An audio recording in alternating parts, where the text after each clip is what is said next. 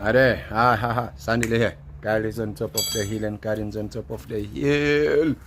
Guys, yeah, as I said on the other video, YouTube tells me that a lot of you are only watching my videos up to about 2 minutes, which is normally like the introduction of like as I'm talking like this.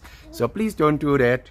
Please stay longer and get to see the content of the video, and then you can make your mind after that whether it was worth your time or not, you know.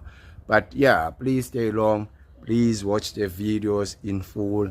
That helps also with YouTube algorithms and all that. Then YouTube spread the word and share the video with many more people who are like-minded like you and I, who love working with the garden.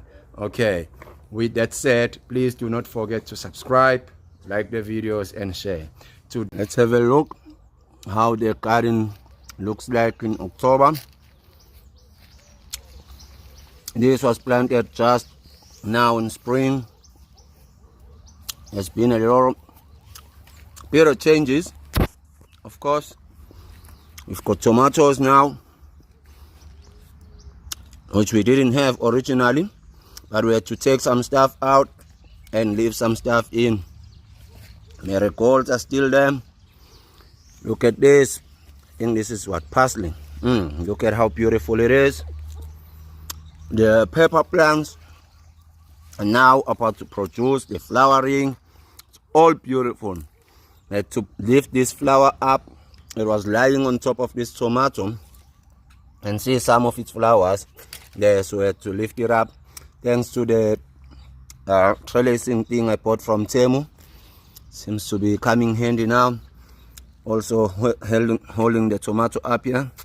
Also, you get to see things like this, you know, things like this, you know, and you can start wondering and questioning what's going on with your plants, and then start taking actions as soon as possible to correct whatever it is that might be going wrong with your plants.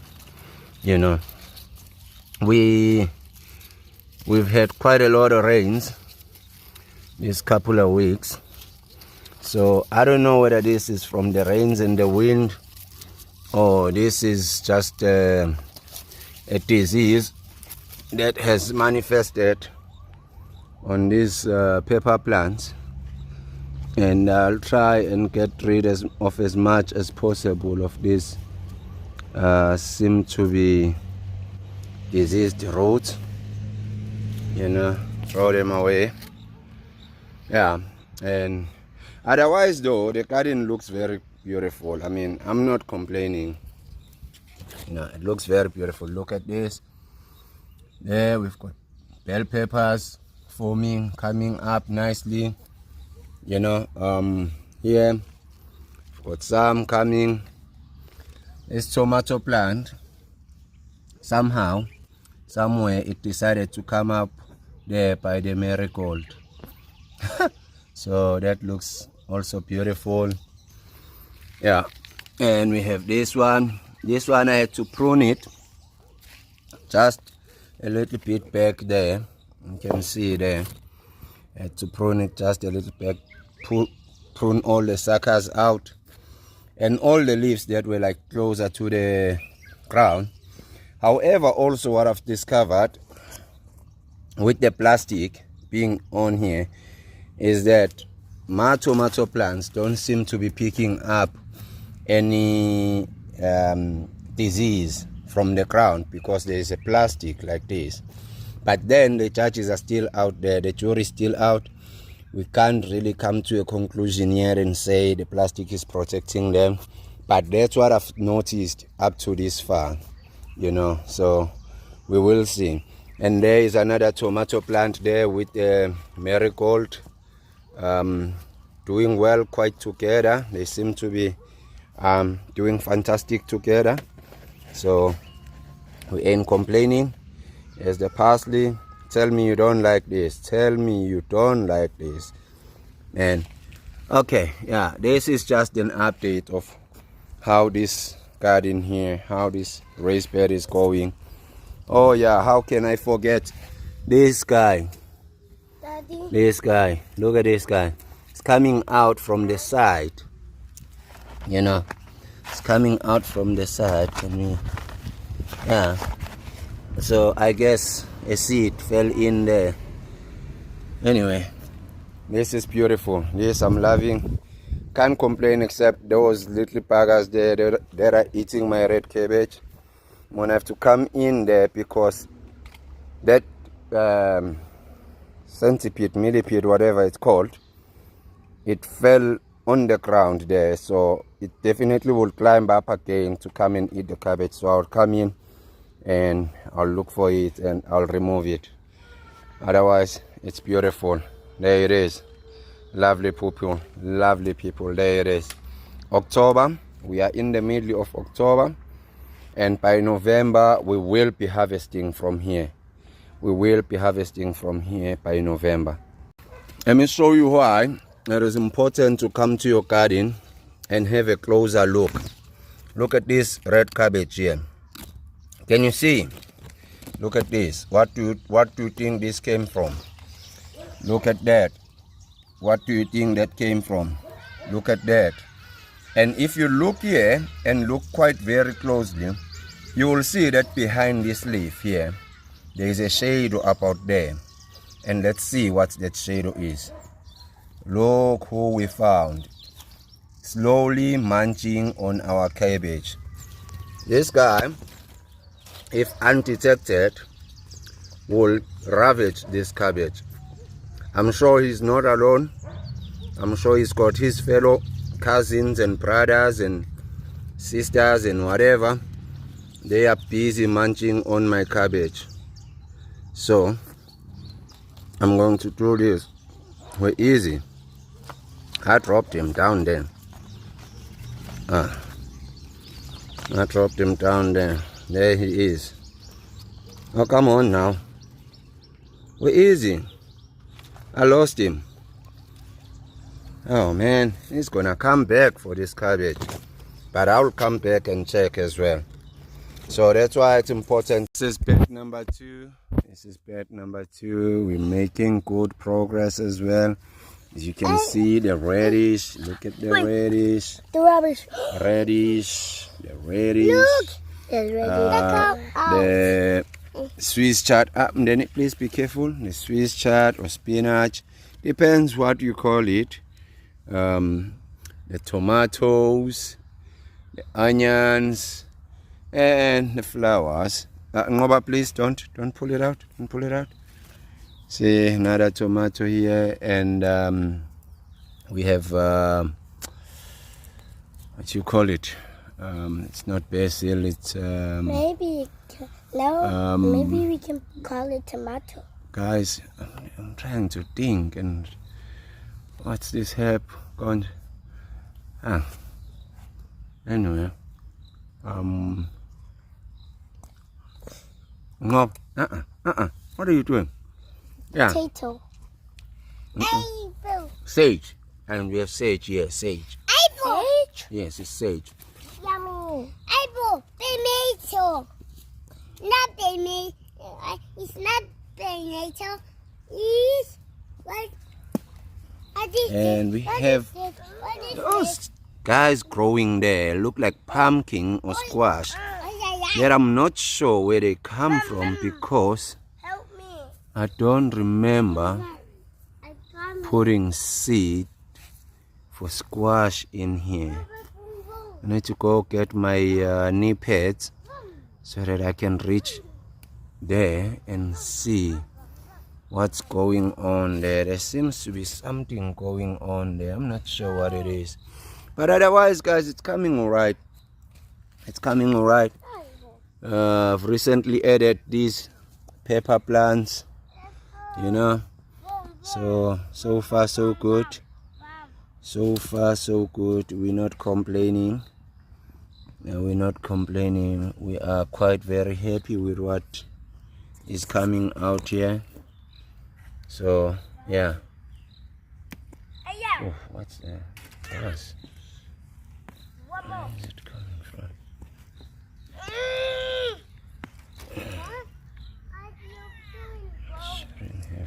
here.